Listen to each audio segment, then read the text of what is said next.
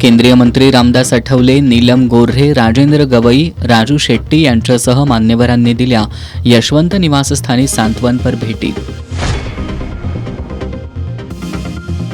दिल्लीत ओबीसी आणि आदिवासी यांना सरकारच्या वतीनं करण्यात येणाऱ्या खासगीकरणात सुद्धा आरक्षण मिळावं, मंत्री रामदास आठवलेंनी व्यक्त केली अपेक्षा. बाळासाहेब आंबेडकरांना सुबुद्धी सुचो, समाजासाठी सर्वांनी एकत्र यावं, डॉक्टर राजेंद्र गवई यांचं आवाहन.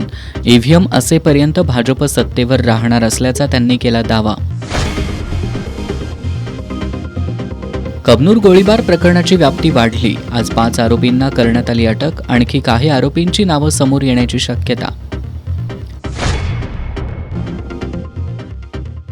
आणि इचलकरंजी विधानसभा मतदारसंघातील मतदार पुनरीक्षण मोहिमेच्या अंतिम टप्प्यात तब्बल 63,549 मतदारांची नावं वगळली जाण्याची व्यक्त होतीये शक्यता.